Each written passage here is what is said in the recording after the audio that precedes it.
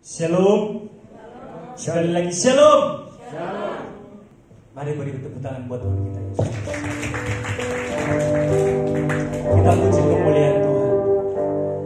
Kita mengagungkan nama Allah yang kudus pada sore hari. Mari kita bersatu dalam doa. Tuhan Allah Bapa kami yang bertahta dalam kerajaan surga. Kami bersyukur ya Tuhan buat kebaikan-Mu, buat pertolongan-Mu yang boleh kami rasakan sampai hari ini. Sampai pada detik ini juga Tuhan, Engkau masih bersama-sama dengan kami. Itulah yang kami syukuri kepadamu Tuhan Yesus. Terima kasih kami bersyukur. Pada sore hari ini kami beribadah kepadamu.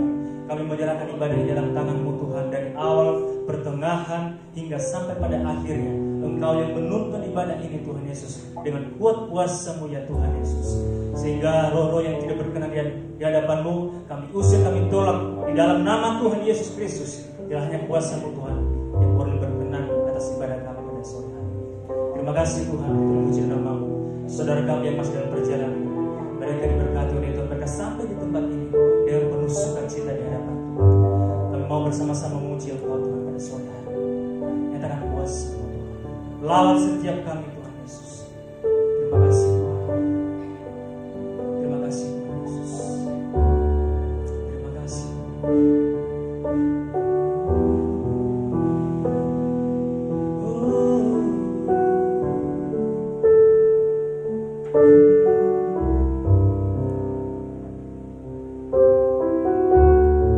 Mari sama-sama katakan.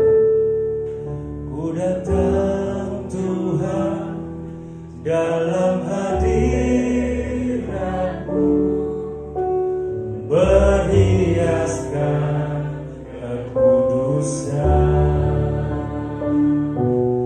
Seluruh surga sujud menyembah-Mu, ku tersungkur dan berseru. Sekali lagi katakan, ku datang Tuhan. Ku datang Tuhan dalam hadirat-Mu, berhiaskan kekudusan. Seluruh surga sujud menyembah-Mu, ku tersungkur dan berseru.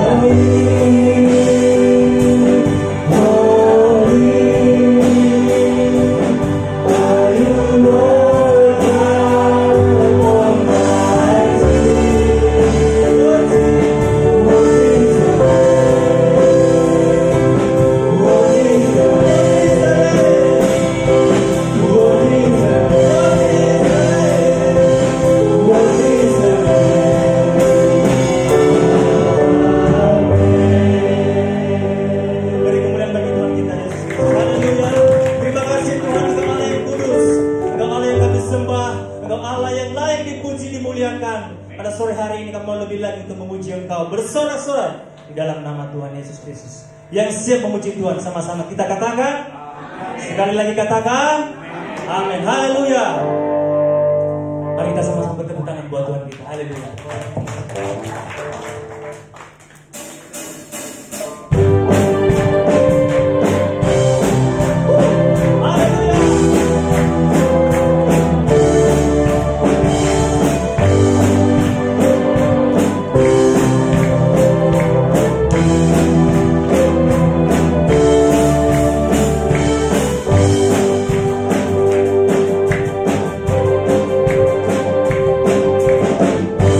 Kasih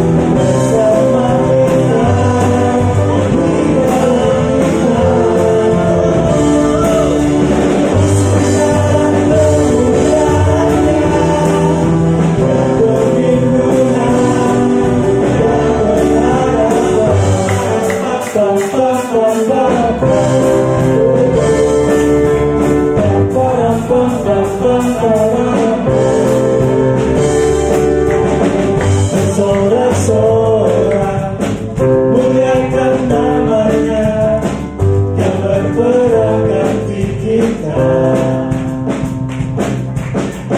Bertepuk tangan muliakan namanya, keselamatan jiwa kita. Satu-satunya penebus takkan mau bangkit dari Tuhan yang lebih berdaya bersama kita di dalam kita. Masuk dalam kemunyaannya,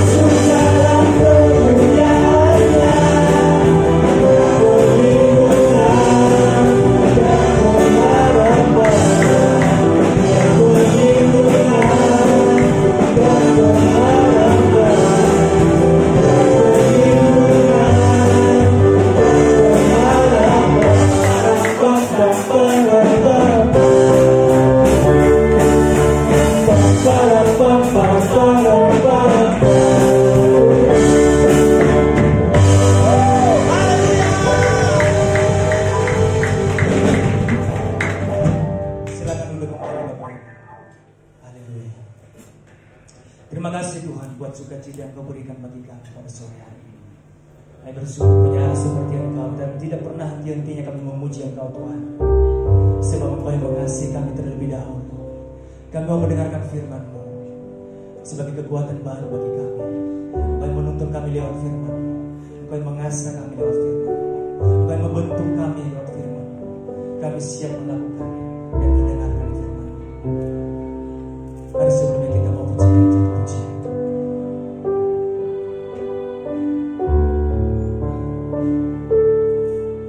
Ku rasakan kasih-Mu Tuhan, ku rasakan kuasa-Mu Tuhan, ku rasakan kasih kuasa Roh Kudus, ku rasakan kehadiran-Mu, ku rasakan kasih-Mu Tuhan, ku rasakan kuasa-Mu Tuhan, ku rasakan kasih kuasa Roh Kudus, ku rasakan kehadiran. Mari kita angkat kita. Curahkanlah kuasa-Mu Tuhan, mujizat terjadi di tempat ini. Curahkanlah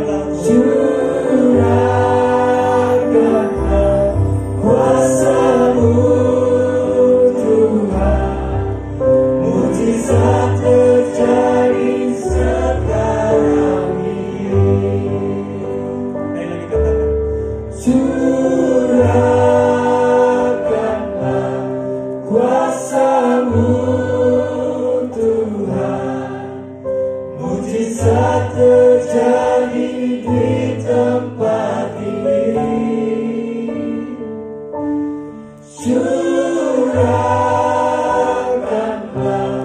kuasa-Mu Tuhan, mujizat terjadi sekarang ini. Curahkanlah kuasa-Mu Tuhan, mujizat terjadi di tempat ini.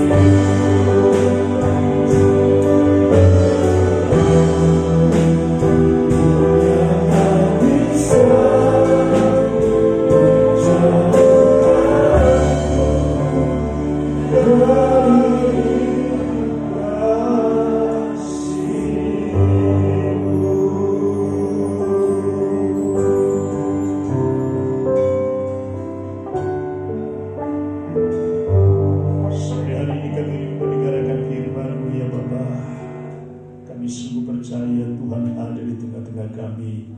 Roh Kudus mengambil alih pemberitaan ini dari awal sampai akhir. Kuasai kami semua, kuasai ruangan ini yang memberitakan firman. Semua yang mendengar diberkati oleh Tuhan.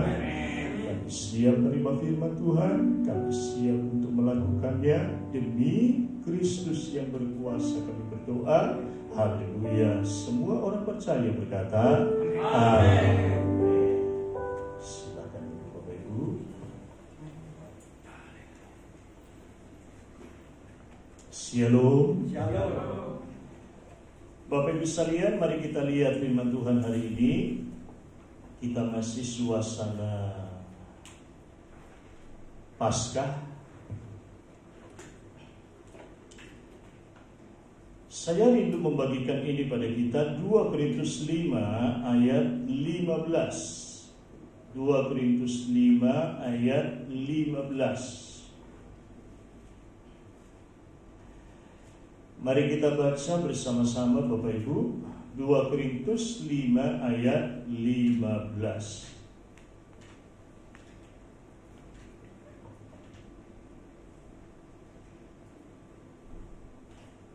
Sudah, mari kita baca bersama. Kita mulai Bapak Ibu, 2, 3. Dikatakan supaya mereka yang hidup tidak lagi hidup untuk dirinya sendiri, tetapi untuk Dia, untuk Tuhan. Mengapa kita harus yang hidup tidak lagi hidup untuk diri sendiri, tetapi untuk Tuhan? Karena dikatakan Kristus telah mati untuk semua orang, dan Kristus juga telah bangkit untuk orang-orang yang percaya kepada Dia, dan sesungguhnya juga untuk semua orang. Ya, nah, ketika kita membaca ayat ini Bapak Ibu sekalian, kita akan belajar satu bahan perenungan hari ini adalah hidup untuk Tuhan. Mari kita ucapkan dulu 2, 3. Hidup untuk Tuhan. Sesungguhnya mestinya keluar di monitornya, tapi saya tidak bisa, ya. Kalau Bapak Ibu pernah lihat gambar seperti ini, saya tidak save di situ Pak, jadi gak apa-apa, tidak usah dikeluarkan. Bapak Ibu barangkali melihat ada gambar begini, ada 2 jalan, satu ke sebelah kiri, yang satu ke sebelah kanan. Yang ke sebelah kiri itu, yang lewat di sana banyak. Tapi yang di sebelah kanan, yang lewat di sana di gambar ditunjukkan hanya satu.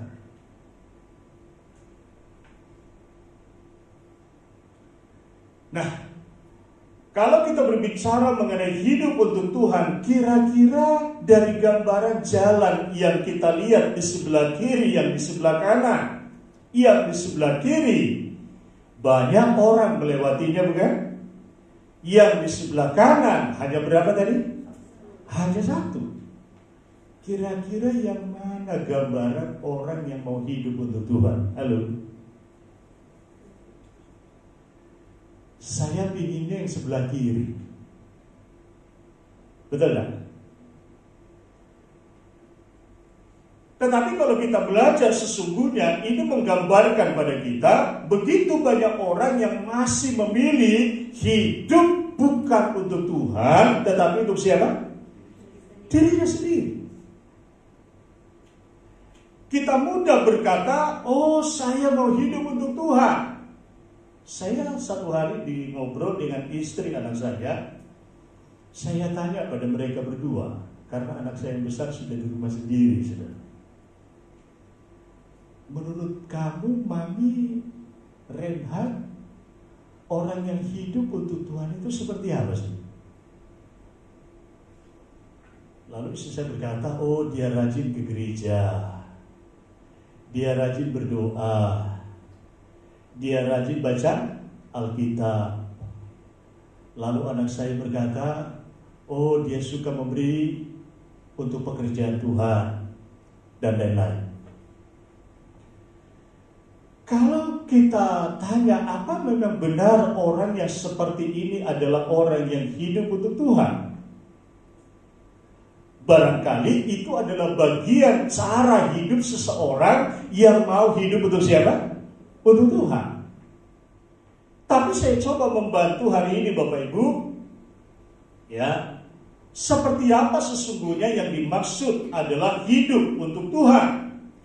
Penderitaan, penyaliban dan kematian Kristus harus menjadi pendorong bagi kita untuk tidak lagi hidup bagi diri sendiri, melainkan bagi Tuhan. Kok nggak bilang amin yang keras? Pengorbanannya mahal loh saudara. Ya, tak ternilai. Bapak Ibu sekalian, saya menunjukkan kepada kita seperti apa sih sesungguhnya orang yang mau hidup untuk Tuhan. Saya juga barangkali selama ini orang yang latah berkata, oh saya hidup untuk Tuhan, saya hidup untuk Tuhan, saya hidup untuk Tuhan, saya sudah menjadi bagian dari full timer gereja lama, saya sudah melayani, ya kan? Tapi apakah memang benar saya adalah orang yang hidup untuk siapa? Untuk Tuhan. Mari kita lihat yang pertama. Galatia 1 ayat 10.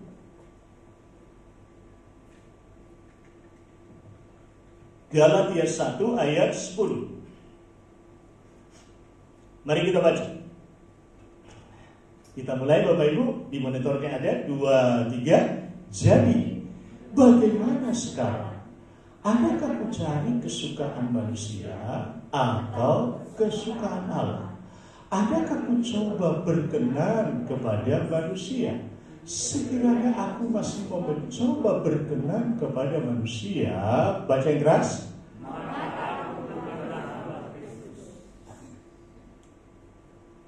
Kalau Bapak Ibu baca ayat ini berulang-ulang, seperti apa sih yang dimaksud oleh firman Tuhan, terutama Paulus, orang yang hidup untuk Tuhan?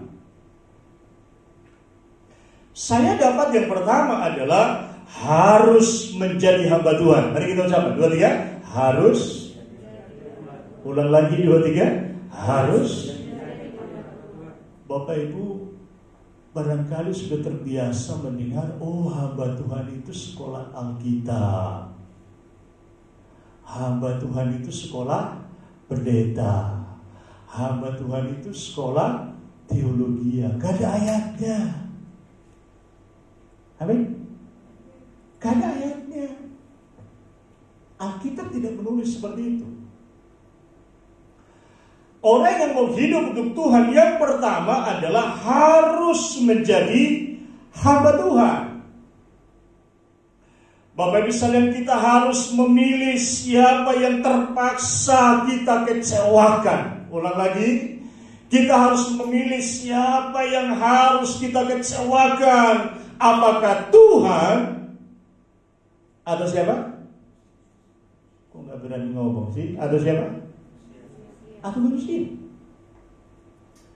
Saudara tidak bisa dua-duanya. Harus pilih salah satu. Saya mau menjadi hamba Tuhan, saya harus mengecewakan barangkali manusia. Halo. Saya harus memutuskan. Karena itu Paulus berkata, adakah ku coba menyukakan manusia? Apakah ku coba mencari kesenangan manusia? Bapak Ibu sekalian, kita harus belajar, ya, keputusan yang kita tentukan, ya, keputusan yang kita tentukan itu adalah berdasarkan mana yang lebih penting bagi kita. Kalau Bapak Ibu berkata, oh saya menganggap Tuhan lebih penting, maka saya tahu engkau pasti siap menjadi hamba Tuhan. Katakan amin, saudara. Tapi banyak orang yang tidak siap, ya, masih berusaha mendukakan hati Tuhan, mengutamakan, menyukakan hati siapa? Manusia. Saya mendorong kita semua sore hari ini memiliki pemahaman ini sederhana. Cobalah, ya, bukan menyukakan manusia nomor satu, tapi menyukakan hati siapa? Hati Tuhan. Saya tahu semua para pelayan Tuhan di gereja kita bukan menyukakan hati manusia nomor satu. Nomor satu adalah menyukakan hati siapa? Hati Tuhan. Bapak Ibu sekalian, manusia mengajak kita berbohong, tetapi Tuhan mengajak kita untuk jujur. Betul begitu? Manusia mengajak kita memuaskan hawa nafsu, tetapi Tuhan mengajak kita menjaga kekudusan. Manusia mengajak kita mengejar dunia, tetapi Tuhan mengajak kita mencari kerajaannya melebihi yang lain. Katakan amin, saudara. Ini kan soal pilihan. Halo. Kalau Bapak Ibu berkata, oh saya mau hidup untuk Tuhan, tidak ada jalan lain. Kita harus memilih menyukakan hati Tuhan di atas segala-galanya. Bapak Ibu sekalian, Tuhan sudah mengorbankan nyawa untuk menyelamatkan kita. Yang Tuhan minta hanya satu dari kita, menyukakan hati Tuhan dan mencari pujian dari Tuhan. Boleh tepuk tangan yang meriah bagi Tuhan kita.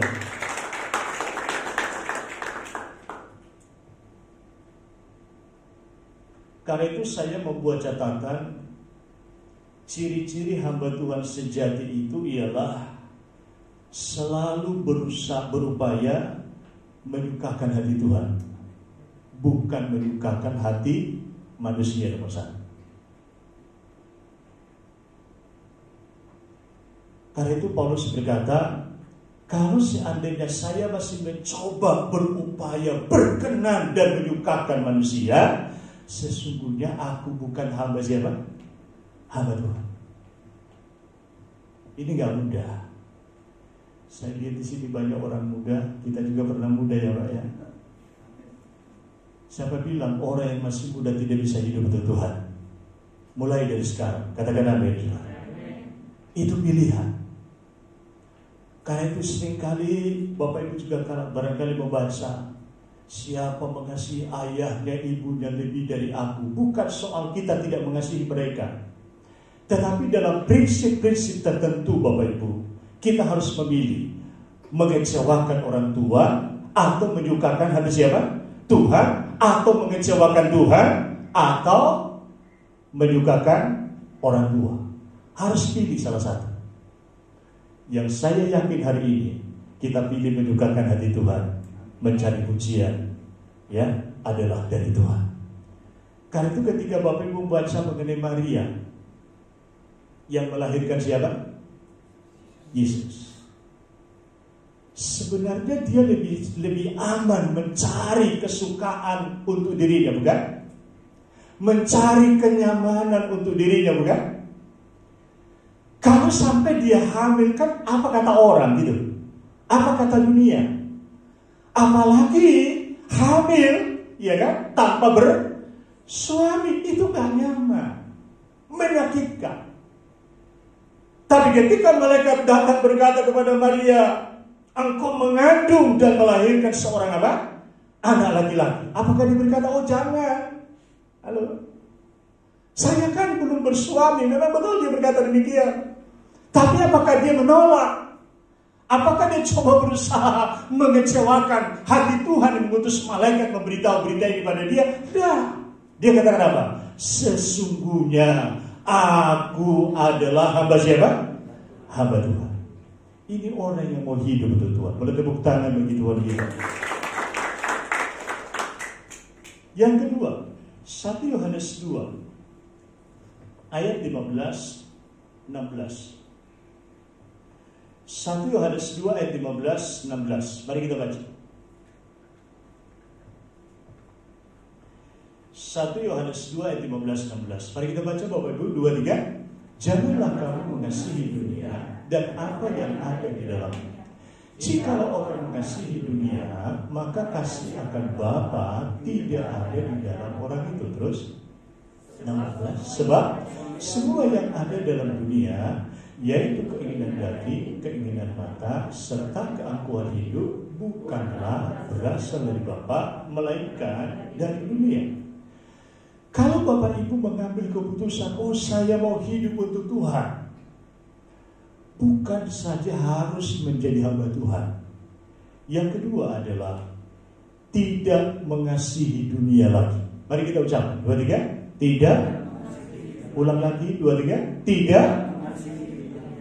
Apakah itu berarti oh kita nggak perlu tinggal di sini? Kita masih di sini, masih menginjak kaki di bumi, masih makan makanan hasil-hasil apa? Bumi, masih memakai apa yang menjadi hasil-hasil daripada apa? Dari bumi, masih di sini. Tapi apa yang dimaksud dengan tidak mengasihi dunia lagi? Bapak bisa lihat, kalau seseorang masih mengasihi dunia, mustahil bisa mengasihi Tuhan. Ulang lagi, kalau seseorang dia masih mengasihi dunia, mustahil ia mengasihi siapa? Mengasihi Tuhan. Karena itu Yesus berkata Matius 6 ayat 24, demikian saya baca untuk saudara, tak seorang pun dapat mengabdi kepada dua tuan. Karena jika demikian, ia akan membenci yang seorang dan mengasihi yang lain, atau ia akan setia kepada yang seorang dan tidak mengendahkan yang lain. Kamu tidak dapat mengabdi kepada Allah dan kepada Mammon. Mammon itu adalah dunia sesungguhnya. Jadi ini tidak bisa tidak bisa kompromi gitu. Ya, harus diputuskan tidak mengasihi dunia lagi. Bapak Ibu mungkin berpikir, apakah yang dimaksud penerapannya tidak mengasihi dunia, Pak? Saya tidak punya waktu menerangkan pada saudara, tapi saya ingin memberikan sedikit gambaran, barangkali yang bisa membantu ya cerita yang sangat sederhana demikian. Ada seorang namanya Henry Crowell. Ini orang asing, saudara. Ketika dia masih kecil, dia menderita penyakit TBC, tuberkulosis. Karena dia penyakit TBC, dia tidak bisa sekolah. Ini menyedihkan, bukan?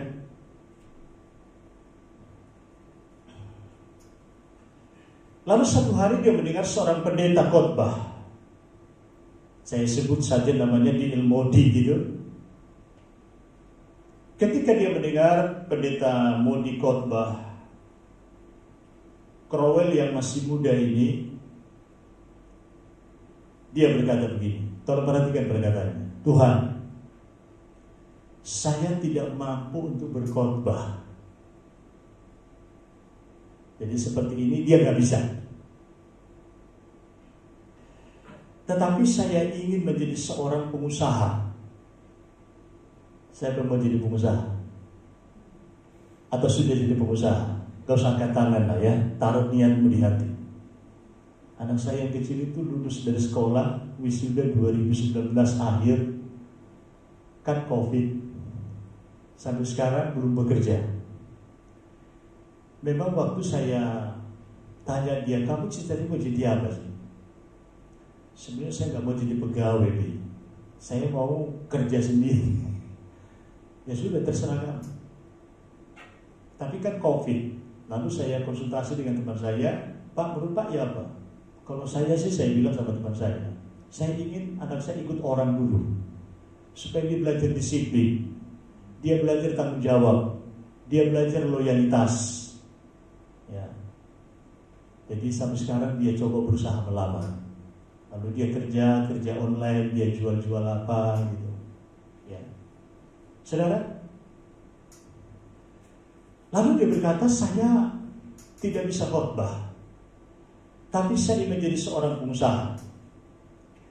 Kalau Tuhan memberkati usaha saya akan memberikan untuk pekerjaan Tuhan. Walaupun baru sedikit, tolong tepuk tangan buat Tuhan dulu. Kan niat yang baik. Betul Bang? Niat yang baik. Saya gak bisa khotbah, Waktu itu dia sakit TBC, gak bisa sekolah.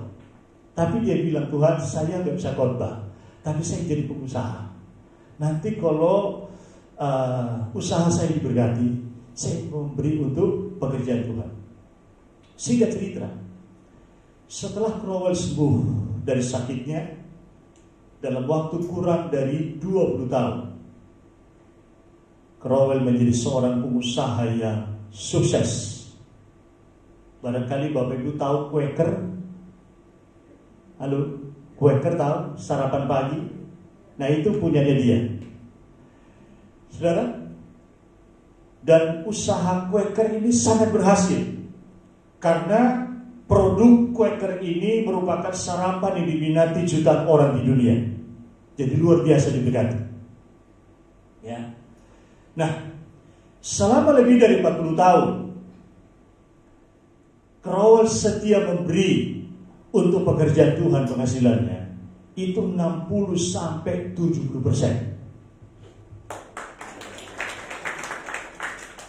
Memang diawali 10%. Dan dia sampai hari ini, saya yakin perusahaan diberkati.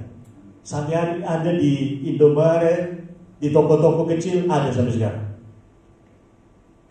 Nah, apa yang saya sampaikan dari sini? Kalau Crowell adalah orang yang hidup untuk dirinya sendiri, tidak mungkin. Halo?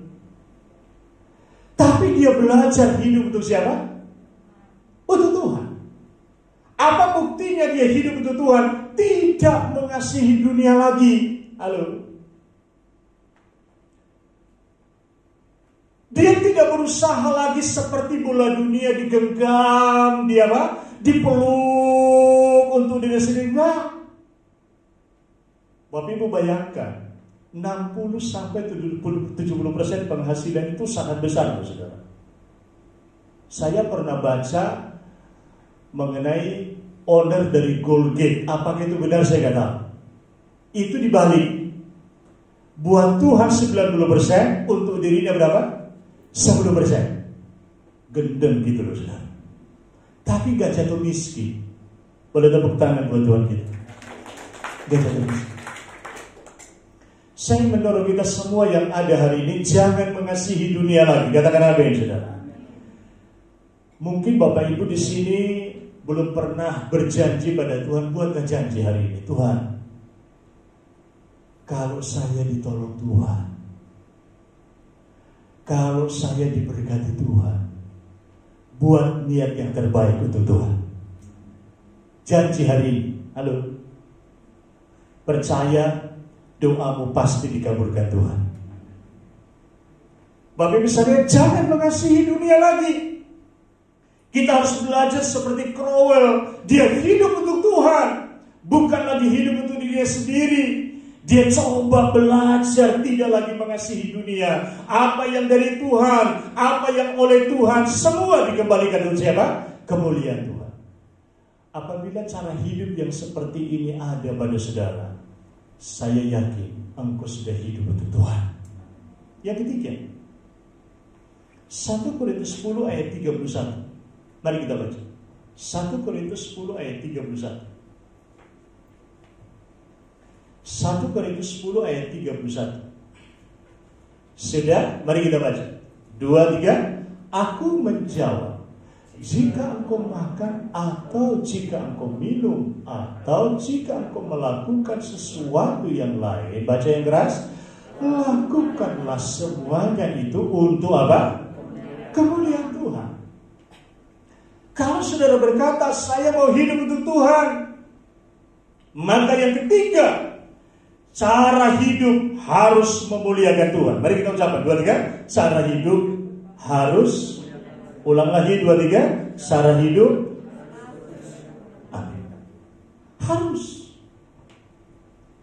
makan, minum, apa saja yang Anda lakukan, semua untuk kemuliaan Tuhan. Saya barangkali orang yang sangat terlalu berteori, tapi Bapak Ibu sampai hari ini saya belajar. Saya mulai bertobat tahun 82, Pak. Ditangkap Tuhan, memang Kristen sejak kecil. Jadi sebetulnya saya ingat pengalaman saya waktu masih kecil. Seharusnya saya ini barangkali gak bisa bertahan. Saya masih ingat papa mama saya memang adalah orang Kristen, tapi sepertinya orang Kristen yang belum pemahamannya ya Alkitabiah begitu. Saya ingat dulu satu hari waktu saya masih kecil. Maaf ya, saya gak bisa buang air kecil. Gak bisa buang air kecil. Saya baru ingat betul, gak bisa. Itu sakit luar biasa. Itu berarti kan ada masalah di empedu, ada batu empedu, batu ginjal. Tapi saya ingat waktu itu orang tua saya dibawa ke seseorang. Saya tidak tahu apakah itu memang doa Kristen atau tidak. Saya kurang paham karena saya masih kecil.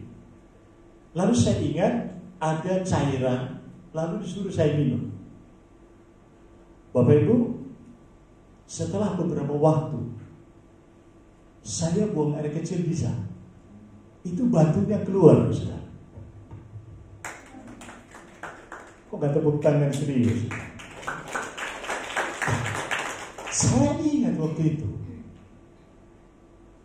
keluar, dan mulai hari itu saya sehat, tidak perlu ke dokter. Nah, saya baru memahami itu setelah saya bertobat. Oh, ternyata waktu itu cara Tuhan sebetulnya untuk berbicara pribadi untuk saya, supaya saya bertobat sungguh-sungguh. Tapi enggak keras hati gitu, ya, keras hati. Cara hidupnya maunya sendiri gitu, ya. Saya dengar kesaksian Pak Gembala yang lalu, saya barangkali gak terlalu separah itu, Pak, ya. Tapi saya sempat juga merokok, saya sempat juga minum, saya sempat juga main kartu, Pak. Bukan main kartu, main-mainan, pakai uang, saudara. Kadang hasil yang saya dapat kerja 1 minggu itu habis hanya untuk seperti itu. Masih keras hati. Dan puji Tuhan, tahun 82 kalau nggak salah bulan September, satu KKR diadakan di satu gereja di daerah saya.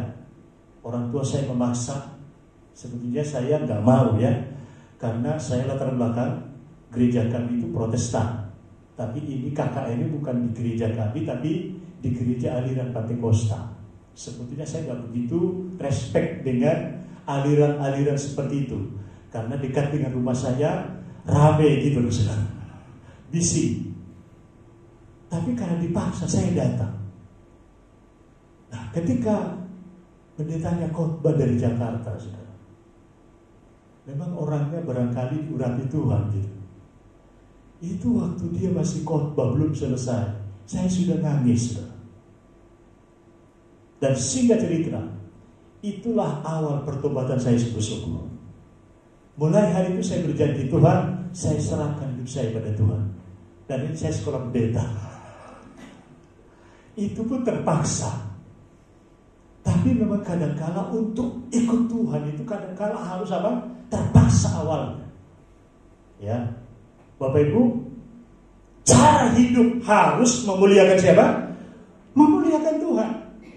Bapak bisa lihat, bila terbersih di pikiran, ya kan? Barangkali sudah berkata, wah,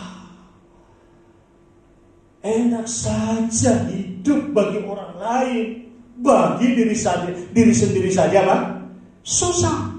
Bagaimana mungkin hidup untuk orang lain, untuk diri sendiri saja, masih susah. Pernah Anda berpikir seperti itu? Saya dulu sering. Perlu bertobat. Karena kadangkala itu nyaman buat kita.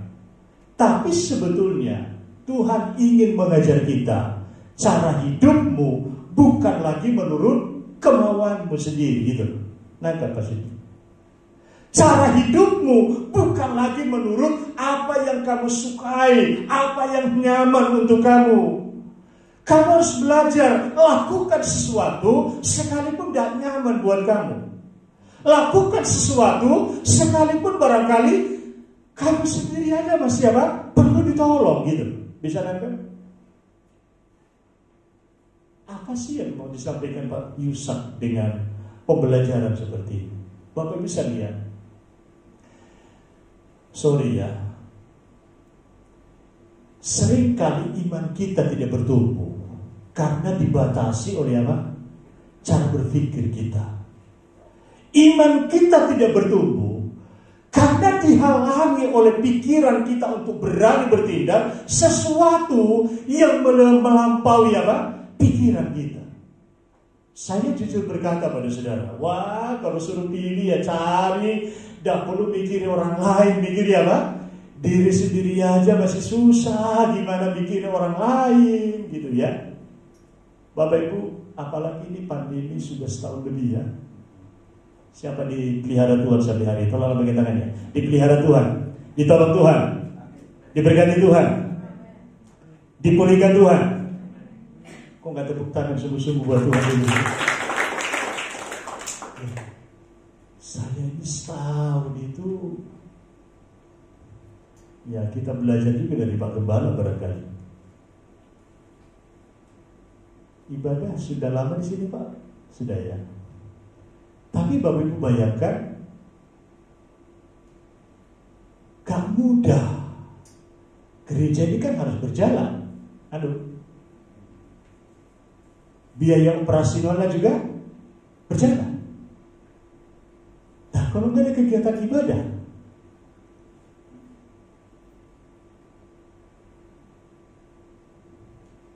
saya jadi full timer resign. Memang dari lama saya sudah pingin berhenti gitu ya. Kalau sudah berhenti, berarti kan tidak dapat apa-apa. Lalu gimana cara saya hidup? Bapak bisa lihat, saya beritahu, kalau engkau mau hidup untuk Tuhan, cara hidupmu harus apa? Memuliakan Tuhan. Saudara tanya saya, Pak Yusak, gimana caranya menjalani hidup bisa terpelihara selama setahun lebih? Saya nggak tahu. Tapi sampai hari ini saya makan. Sampai hari ini saya bisa kemana-mana. Mobil bisa jalan, kalau nggak ada bensinnya kan nggak bisa jalan, saudara. Piara ikan. Jadi alih-alih ada sampingan yang harus dikerjain, istri saya kembang. Jadi tadi ngantar istri hanya untuk lihat cari kembang. Karena memang Bapak Ibu, kita kan suami laki-laki ya Pak. Kadangkala istri juga bisa stres loh saudara. Benar. Oh, jejel dia dengan pekerjaan rumah terus. Wah, gak peka, lama-lama geblak dia saudara. Jadi kadang perlu diimbangi dengan apa? Supaya ada apa itu? Ada pelarian untuk mengurangi stresnya gitu saudara. Perlu. Cari kembang. Tiap pagi dia dirawat. Kadang dia lihat kembangnya kok daunnya mulai apa? Mulai seperti layu, seperti dia mau nangis. Dia cari di Google gimana caranya untuk memerawat. Sampai gitu loh saudara. Sampai ketemu tukang kembang yang jual-jual. Sampai tadi itu tahannya sampai hampir 1 jam ngobrol. Gimana cara rawat anglo apa gitu. Sampai gitu. Nah, Bapak Ibu, kita pun sehari-hari tidak memikirkan diri sendiri. Saya dengan teman-teman setiap bulan, saudara, kita aksi sosial. Setiap bulan. Sampai hari ini, saya berdoa gereja kita jadi berkat. Jemaat di gereja kita jadi berkat. Cara hidup memuliakan Tuhan. Kadang-kadang kita nggak berani, saya aja masih susah, gimana bisa kalau orang lain gitu loh. Bapak Ibu, kadang-kadang cara hidupmu itu harus berani melakukan sesuatu yang barangkali melampaui pikiran begitu. Saudara sekalian, sebetulnya kalau ditanya Pak Isa kekurangan enggak selama masa-masa sekarang ini? Saya bilang kekurangan sih enggak, kelebihan juga enggak. Tapi setiap membutuhkan Tuhan itu menyediakan gitu. Masih bisa berbagi dengan orang lain, masih bisa berbuat sesuatu. Orang ada yang sakit di grup, di hamba-hamba Tuhan. Kemudian pelayanan pedesaan dengan teman-teman jalan setiap bulan, ke penjara jalan setiap bulan, beasiswa pendidikan jalan setiap bulan. 1 bulan berapa? Lumayan. Tapi kita bukan orang-orang yang kaya, bukan orang-orang yang berkelebihan, enggak. Tapi dimulai dari mana? Mau cara hidupnya memuliakan Tuhan. Katakan amin, saudara.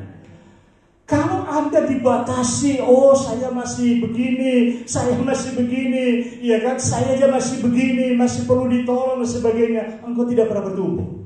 Halo, imanmu gak pernah bertumbuh.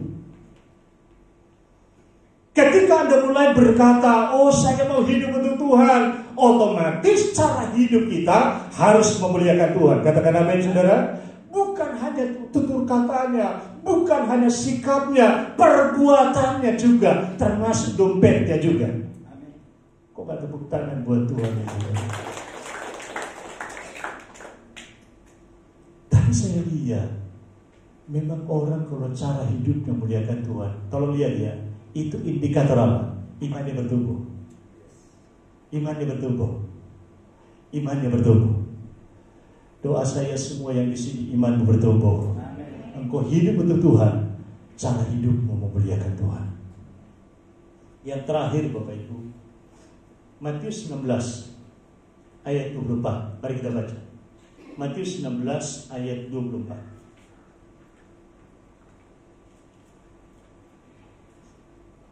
Mari kita baca. Matius 16 ayat 24.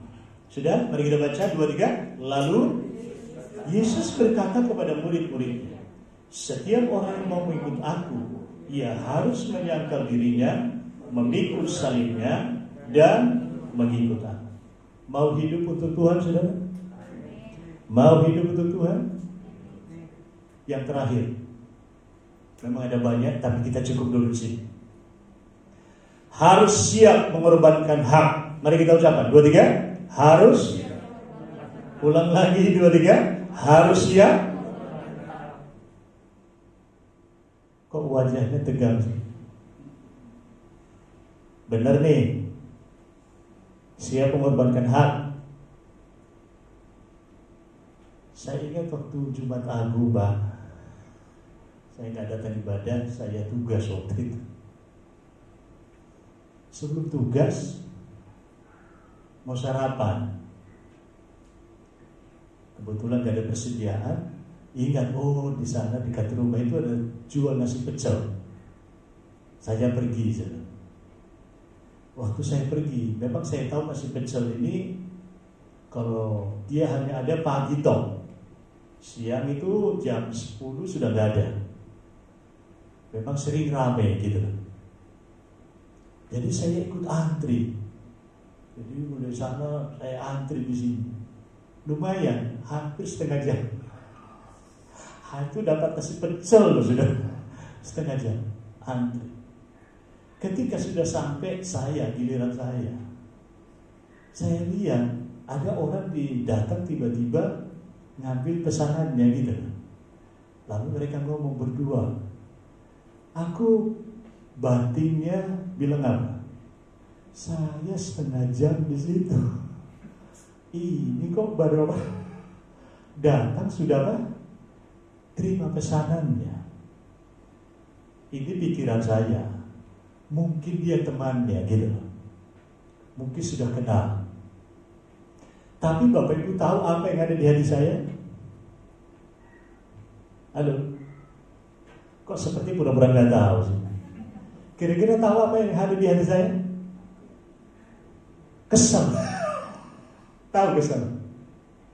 Saya sudah setengah jam, kamu baru datang. Tenaga. Gak rela haknya diambil. Tahu maksudnya? Saya lihat Anda lebih baik dari saya. Baru nasi pecel. Halo. Tadi mau berangkat ke sini. Di jalan itu kan banyak macam-macam. Saya di jalur tengah, kan 3 lajur, kiri kanan. Yang belakang yang paling kanan masih jauh. Saya rating ke kanan, saya masuk. Waktu saya masuk sudah separuh. Yang di belakang, dalam hati gitu. Nah, ini seperti saya ini. Seperti saya ini. Gak rela haknya diambil orang lain. Nah, apa sih? Ada saudara yang seperti saya? Memang sakit, memang sedih, memang rasanya berontak. Katanya mau hidup untuk siapa? Untuk Tuhan. Bapak Ibu sekalian, kita harus belajar siap mengorbankan hak. Menyangkal diri ialah tidak mengikuti keinginan diri lagi, tetapi mengikuti keinginan Tuhan, mengorbankan hak kepada Tuhan. Katakan amin, saudara. Bapak Ibu tahu tentara? Tahu tentara ya? Ada tentara di sini barangkali? Tentara itu kan punya keluarga, betul kan? Punya macam-macam juga di rumahnya, betul? Mungkin punya kendaraan, punya rumah, punya apa gitu ya, betul? Tapi ketika negara membutuhkan dia sekarang, apakah dia bilang, oh nanti dulu ya, seperti itu?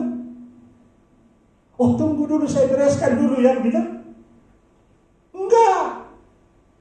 Sekarang negara membutuhkan dia, langsung apa? Semuanya ditinggalkan, betul begitu? Dia rela mengorbankan haknya, dia rela meninggalkan keluarganya, dia rela meninggalkan semua apa? Miliknya demi pengabdiannya pada apa? Pada negara. Kurang lebih gambarannya kalau Anda mau hidup untuk Tuhan adalah harus siap mengorbankan hak seperti ini. Bapak Ibu sekalian, ketika saya sekolah pendeta dulu meninggalkan orang tua, buat saya itu waduh rasanya biasanya kumpul dengan orang tua gitu ya. Wah itu rasanya pengen pulang cepat-cepat gitu loh. Maksudnya wah gak usah sekolah lah, sekolah pendeta langsung lebih baik. Rasanya kok gak siap. Itu baru meninggalkan orang tua. Biasanya di rumah kan makanannya itu apa? Sak maunya gitu, tahu sak maunya. Tapi kan di pendidikan sekolah Alkitab disiplinnya tinggi, makanannya dibatasi, betul kan? Waduh lapar, ingat rumah gitu loh. Wah, ingin pulang gitu loh. Benar, saya pernah di asrama seperti itu.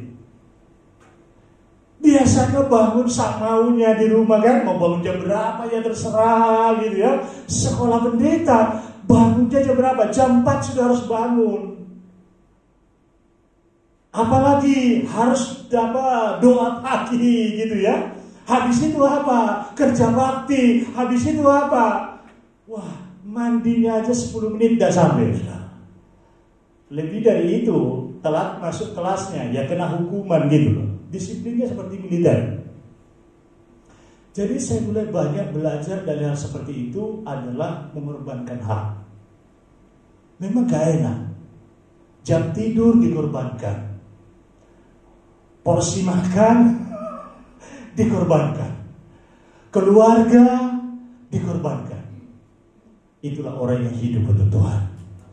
Saya mendorong Bapak Ibu yang ada di sini bukan menjadi orang Kristen yang lip service ya, hanya manis di kata-kata, tetapi dalam kenyataannya jauh dari harapan.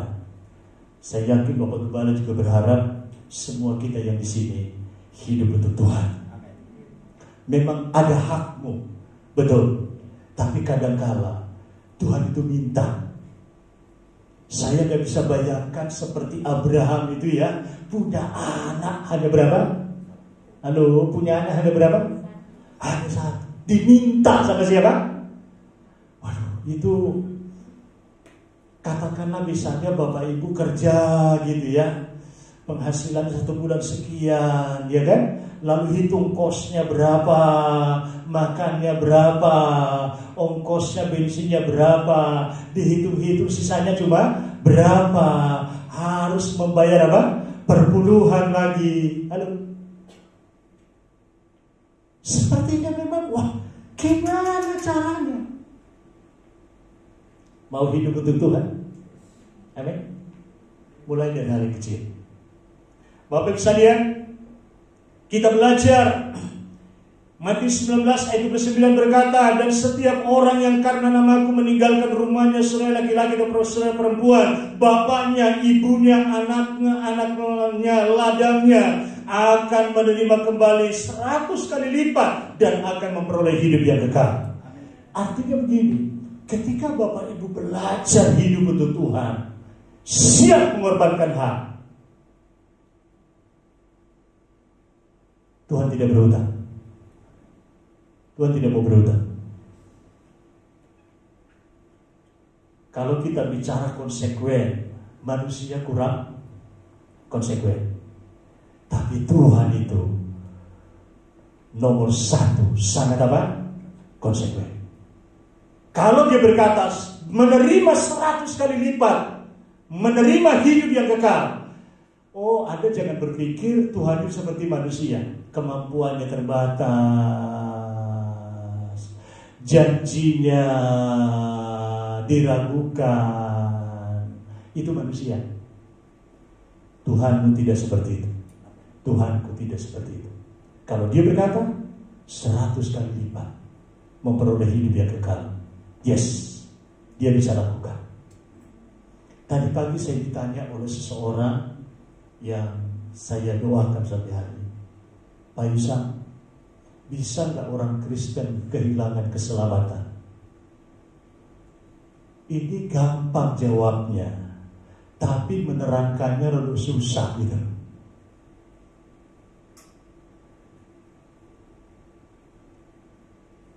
Karena kita sudah terbiasa dengan pemahaman-pemahaman yang umum. Yang satu bilang tidak bisa, yang satu bilang bisa. Lalu saya jawab simpel. Saya bilang pada dia, kalau kita berbicara mengenai apakah keselamatan itu bisa hilang, saya bilang pada dia begini, Bapak Ibu. Keselamatan itu secara mutlak bergantung pada siapa? Tuhan. Ulang lagi ya. Keselamatan itu secara mutlak bergantung pada siapa? Tuhan. Lalu saya balik begini. Kalau keselamatan tergantung pada manusia, bisa hilang. Nangkap maksudnya? Bisa hilang. Tapi kalau keselamatan bergantung pada Tuhan, tidak bisa apa? Tidak bisa hilang. Artinya apa? Dia itu maha segala-galanya. Boleh tepuk tangan bagi Tuhan yang maha segala-galanya. Jadi kalau Bapak Ibu memutuskan, oh saya mau hidup untuk Tuhan, saya mau hidup untuk Tuhan, engkau tidak pernah dibiarkan, engkau tidak pernah dinomorduakan, engkau tidak pernah diterlantarkan. Apa yang kau alami, apa yang kau jalani, apa yang kau hidupi sekarang, Dia tahu. Dan apa yang kau perlu, Dia sudah persiapkan yang terbaik. Yang penting adalah harus menjadi hamba Tuhan, tidak mengasihi dunia lagi, cara hidup memuliakan Tuhan, bersedia mengorbankan hak. Memang sakit. Memang menurut matematika yang biasa kita pakai, tak 1 tambah 1 berapa? 2. 2 tambah 2 berapa? 4. Ya. Tapi matematikanya Tuhan itu kadangkala 5 tambah 2 itu kan hanya 7, betul tak? Halo? Atau matematika Anda lain sekarang? Nah betul tak? 5 tambah 2 itu hanya 7. Tapi Alkitab bilang apa? makan 5.000 orang.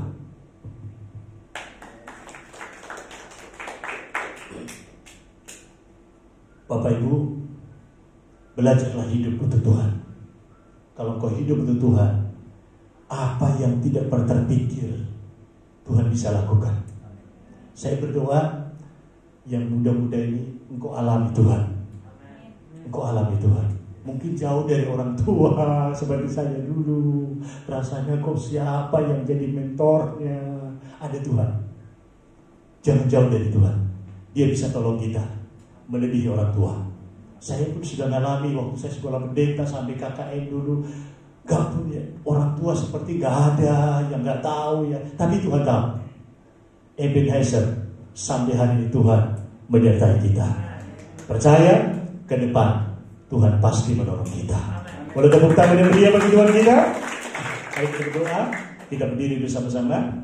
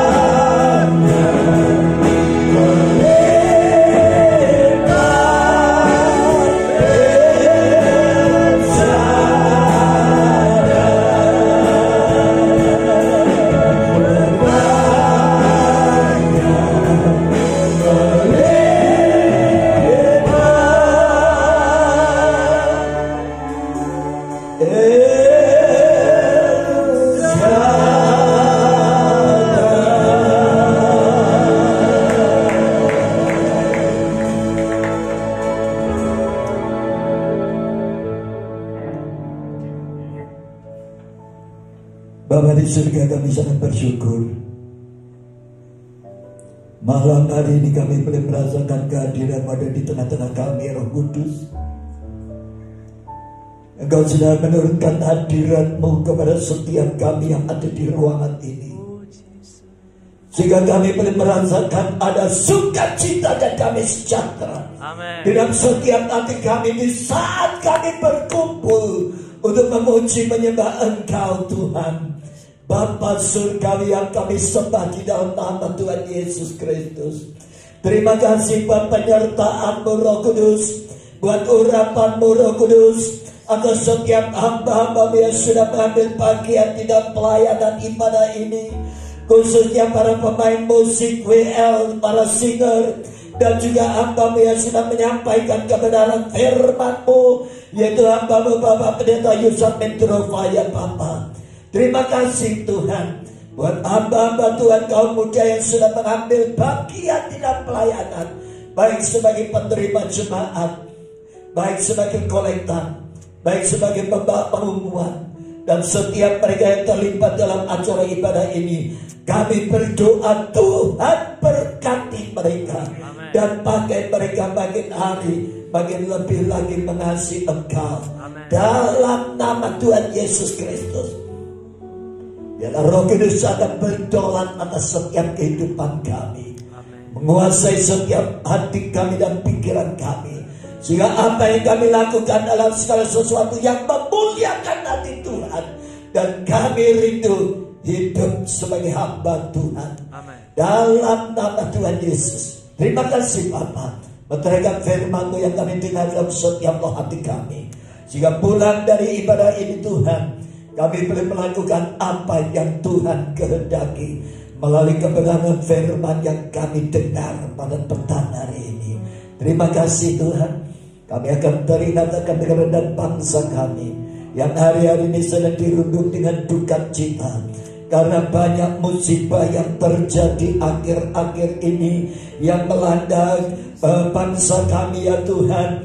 Khususnya hari-hari ini yang terjadi di NTB Tuhan. Biarlah saat ini Roh Kudus Engkau akan hiburkan setiap mereka yang hari-hari ini sedang kesusahan. Mereka kehilangan harta benda karena banjir. Mereka yang kehilangan sanak keluarga. Dalam nama Tuhan Yesus, kiranya Roh Kudus akan memberikan kekuatan kepada mereka, sehingga melalui bencana dengan kesusahan ini tidak ada satupun anak-Mu Tuhan yang berontak dan kecewa dengan Tuhan.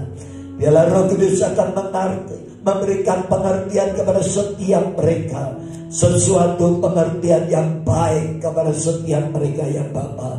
Bahwa segala sesuatu yang terjadi saat ini tidak terlepas daripada kehendak-Mu Bapa.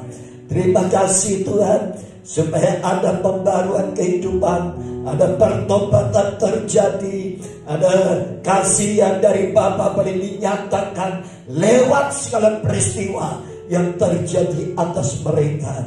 Tuhan berkati para donatur-donatur yang saat ini Tuhan mengarahkan pandangan mereka kepada penderitaan saudara kami yang ada di NTT Alor ya Bapa. Tuhan, kami berdoa melalui gereja Tuhan di tempat ini kami boleh mengambil bagian di dalam tugas kemanusiaan untuk membagikan berkat kepada setiap mereka ya Tuhan. Terima kasih Bapa. Kami berdoa melalui uluran tangan kami ini Tuhan, kami boleh memberkati saudara kami yang ada di dalam bencana alam hari-hari ini Tuhan. Mereka yang ada di tempat penampungan, kiranya Tuhan pilih mereka Tuhan. Yang sakit, yang kedinginan Tuhan tolong mereka. Yang kelaparan diberkati. Kiranya Tuhan bantuan yang disalurkan oleh pemerintah maupun gereja-gereja ormas-ormas, kiranya Tuhan berkati sehingga sampai kepada tujuan yang tepat ya Bapa. Tidak ada korupsi dan pengalian dana dan apa yang disalurkan kepada para korban ya Tuhan. Terima kasih Bapak. Engkau berkati pemerintah negara dan bangsa kami.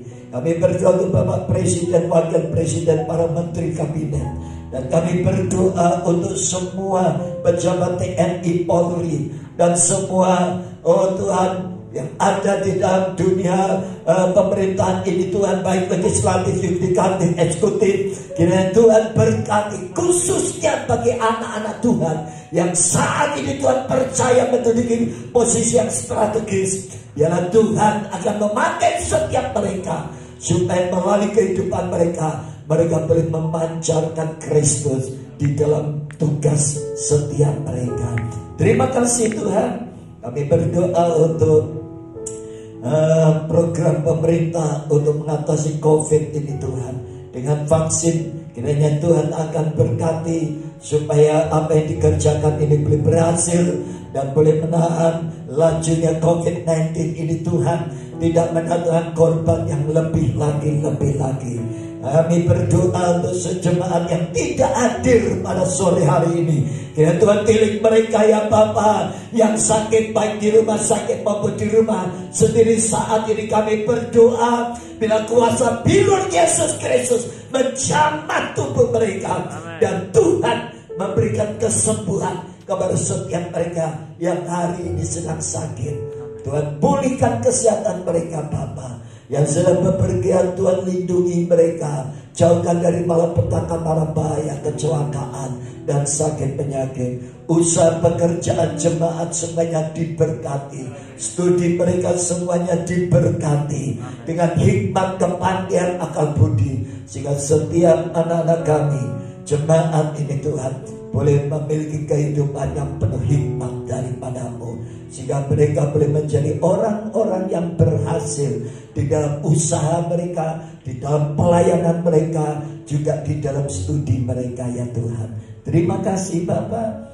Kami menyerahkan perjalanan jemaat sebentar pulang. Kiranya perlindungan penyertaan-Mu secara sempurna.